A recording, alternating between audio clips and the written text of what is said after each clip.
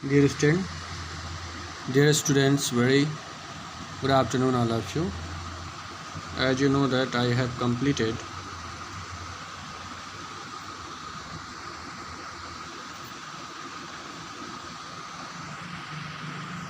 some paragraphs in your book. So today you have to watch further. I was teaching you Iswaran the storyteller. So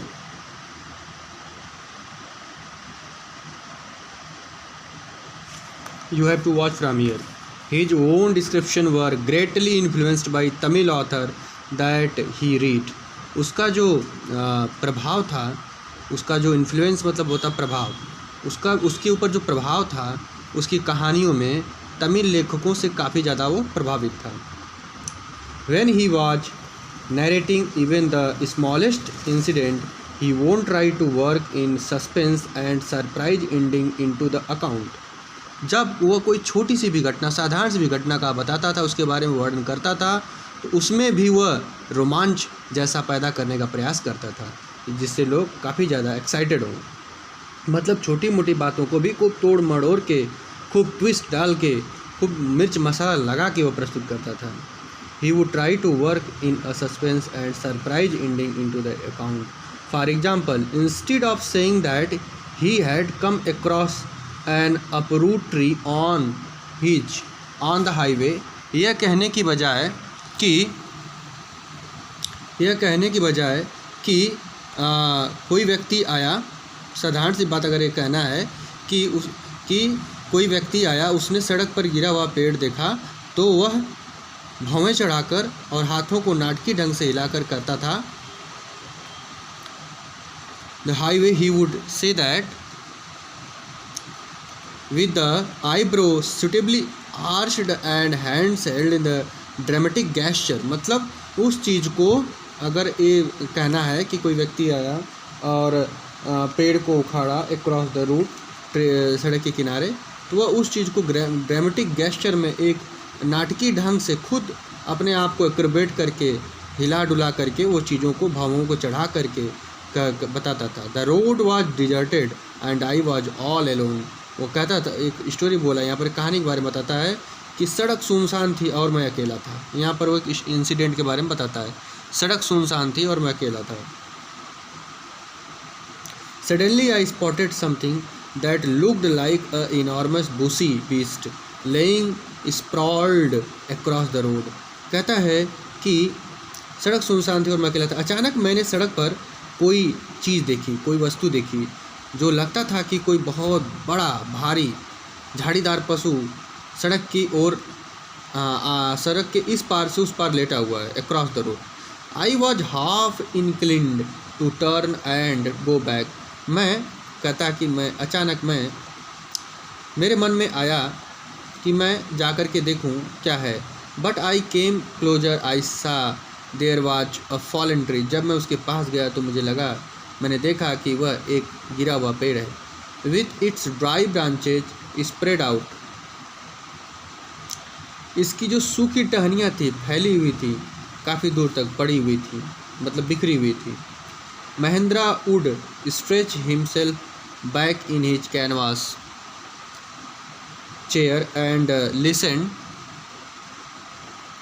to Iswaran tales uncritically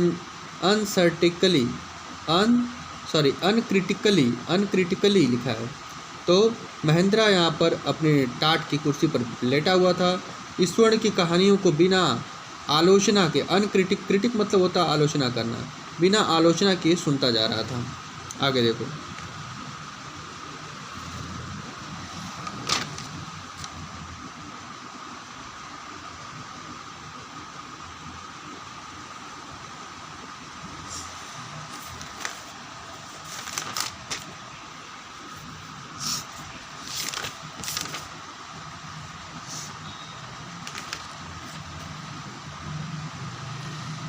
The plays come from famous timber. ईश्वर की कहानियाँ. The place I came from famous for timber. वो कहता है कि the place I came from, वह स्थान जहाँ से मैं बिलोंग करता हुआ आता हूँ। इज फेमस फॉर टिम्बर, वह टिम्बर की लकड़ियों के लिए मशहूर है। ईश्वरन वुड अगेन, ईश्वरन दोबारा कहता है, there is a richly wooden forest all around, वहाँ पर जहाँ से मैं बिलोंग करता हूँ वहाँ बहुत बड़ा जंगल है चारों तरफ। The logs are hauled on the lorries by elephants, logs मतलब लट्ठा, हाउल्ड उठाना रखना, जो लकड़ी के जो लट्ठे हैं, मतलब लट्ठे उसे कहते हैं जो लकड़ी को काट देते हैं हम अलग अलग पार्ट में, अलग अलग पार्ट में जो काट देते हैं उसको हम कहते हैं लॉक्स। हाउल्ड ऑन लादना होता है ट्रक पर,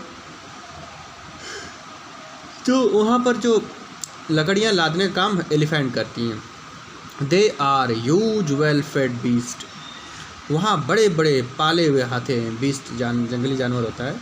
when they turn wild even the most experienced mahout is not able to control them, कहता है कि जब वो बड़े बड़े हाथी पागल हो जाते हैं, मस्त हो जाते हैं, डिस्टर्ब हो जाते हैं, तो बड़े बड़े अनुभवी महावत भी उन पर काबू नहीं पा सकते हैं।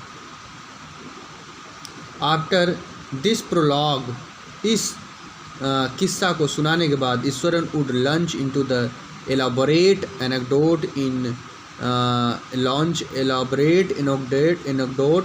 Involving an elephant. इस कहानी को समाप्त करने के बाद ईश्वरन हाथी संबंधित कोई और किस्सा सुनाने में लग जाता है। एलाबोरेट मतलब खुद से बनाना, निर्माण करना लग जाता है। One day a tusker escaped from the timber yard and began to roam about, stumping on bushes, tearing up wild creeper and breaking branches at will. You know, sir, how an elephant behaves when it got mad. वो खुद एक कहानी बनाता है और कहता है कि एक दिन एक बड़ी हाथी, एक टस्कर मतलब होता है मेल एलिफेंट, नर हाथी, स्कैप्ड मतलब भाग जाना, छुड़ा कर भाग जाना, from the timber yard, timber की यार्ड से भाग निकलता है, and begin to roam, roam मतलब होता है घूमना इधर उधर, about stamping on bushes, bushes को रौदता हुआ, तोड़ता हुआ, tearing up wild creeper, tear मतलब होता है फाड़ना, जो तोड़ना, वाइल्ड क्रीपर, जो क्रीपर मतलब होता है रेंगने वाले जो पौधे होते हैं, एंड ब्रेकिंग ब्रांचेज, ब्रांचेज मतलब जो शाखाओं है इसको तोड़ते हुए वो आगे बढ़ता है। यू नो सर, आप तो जानते हैं सर, हाउ एन एलिफेंट, कैसे एक एलिफेंट बिहेव्स व्यवहार करता है, व्हेन इट गोज मैड, जब ये पागल हो जाता है। Eswaran would get so caught up in the excitement of his own story that he would get up from the floor and jump about, stumping his feet in humiliation on the mad elephant. वह अपनी ही कहानी से उत्तेजित होकर ईश्वर मस्त हाथी की नकल करता हुआ फर्श पर गिर जाता है और उछल कूद करने लगता है। मतलब वो खुद अगर जानवर की नकल करता तो जानवर बन जाता था, पागल आदमी की नकल करता था तो पागल आदमी बन जाता था। मतलब जिस भी व्यक्ति का वह नकल करता था उस तरीके से वो बिहेव करता था। इससे प्रतीत होता है कि ईश्वरन एक बहुत बड़ा आर्टिस्ट था, एक बहुत बड़ा मिमिक्री करने वाला था। तो ये बहुत ही इंटरेस्टिंग चैप्टर है, इसको आप यूट्यूब पे भी जा कर के पढ़ सकते हैं, देख सकते हैं। अगर आपको कोई प्रॉब्लम हो रही समझने में तो आप मुझे मैसेज कर सकते हैं। बच्चों, आपका एग्ज़ाम आपको पता ही होगा कि नोटिस आ चुकी है। एग्ज़ाम आपका 10 मई से शुरू होने वाला है, तो तब तक आपका 25% से ज़्यादा सिलेबस 30% तक मैं फिनिश कर दूँगा। और आप 4 लेसन मोमेंट से और 3 लेसन बिहाइव से तैयार करने की कोशिश करिए, और वहाँ तक आपका और कुछ ग्रामर के पार्ट्स रहेंगे, उसको मैं नोटिस में डाल दूँगा क्या क्या आपका सिलेबस रहेगा, तो उसको आप अच्छे से तैयार कर लीजिए, वहीं तक आपका आएगा। Thank you, have a good day, take care.